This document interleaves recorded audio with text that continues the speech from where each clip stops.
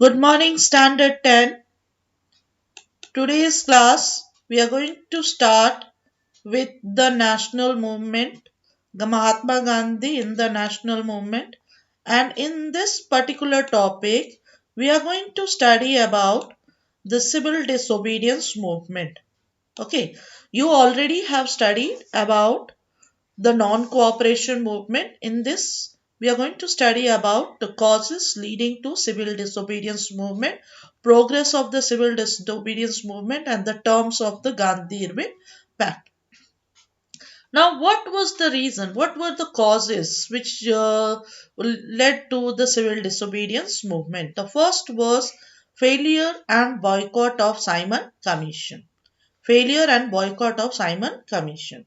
So in this failure and boycott of Simon Commission, you have to remember that the British government appointed a commission in 1927 to report about the extent to which the Act of 1919 had worked successfully.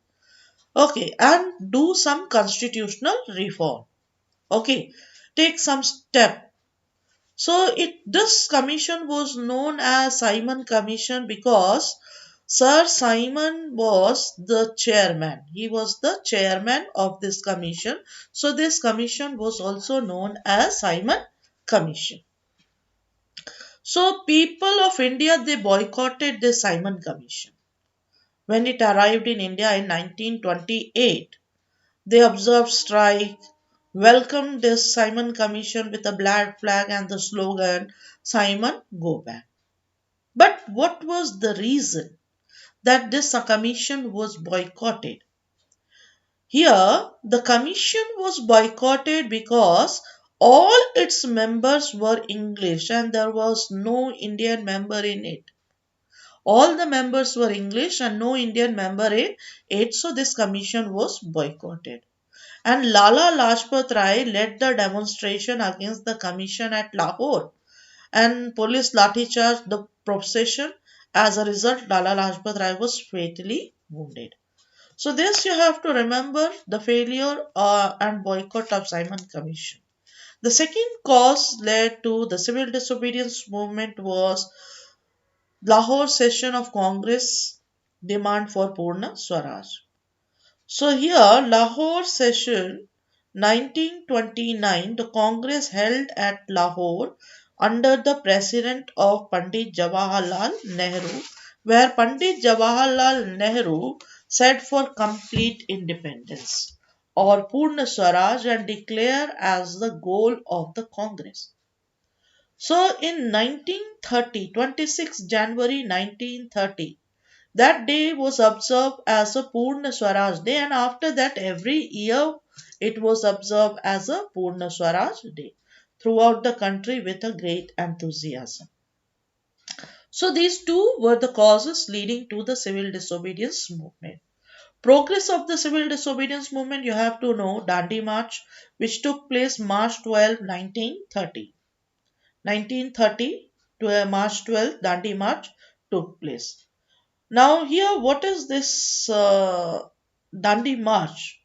Okay. Now, because of the circumstances like failure and boycott of Simon Commission and Lahore Session of Congress, Gandhiji started the civil disobedience movement on March 12, 1930 with the famous Dundee March. So on this day, he set out on the march from Sabarmati Ashram to Dundee, a village on the sea coast of Gujarat, with 87 inmates of the ashram to break the salt law. And this historical march is known as Dundee March, where Gandhiji and his followers made salt from the sea water at Dundee and violated the salt law. So from here, this movement started. Okay.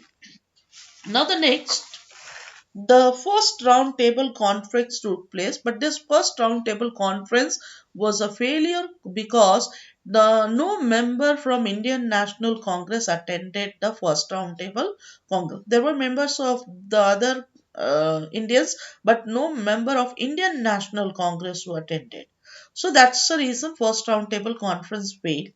So here they wanted, the British government wanted the Gandhiji to attend the second roundtable conference. So term signed, the British government signed a term with Gandhiji, and this was known as Gandhi-Irwin Pact. Now, Gandhi-Irwin Pact, according to the pact, government agreed withdraw all ordinances and prosecution, release all political prisoners except those guilty of violence, permit peaceful picketing of liquor and foreign cloth shops, restore and confiscate the properties of the satyagrahi, permit the collection and manufacture of salt by persons near the sea coast. These were the promises made by Lord Irwin or the British government that they will do it. The same manner, Gandhiji also promised, means on behalf of Congress, Gandhiji promised. So here we can say the Congress promised or Gandhiji promised suspend the civil disobedience movement. He said that when all these things will happen, he will suspend the civil disobedience movement. He will participate in the second roundtable conference and not to press for investigation into police atrocities. These were the promises made by Congress or Gandhi Ji under the terms of Gandhi-Irwin Pact. Okay, so today's class you studied about what were the causes led to the civil disobedience movement, where you studied failure and boycott of Simon Commission and the Lahore Session of Congress, where they demanded for Purna Swaraj. Second, you studied what was the progress of the civil disobedience movement, where you're supposed to remember Dundee March, where Gandhiji and his followers broke the salt law.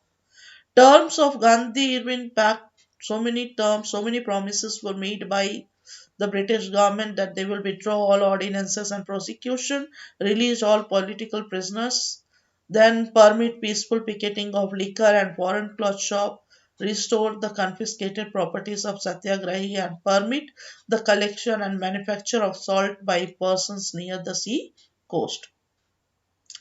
And Gandhiji promised that he will suspend the civil disobedience movement, participate in second roundtable conference, and not to press for investigation into the police atrocities. So please learn these topics. Thank you very much.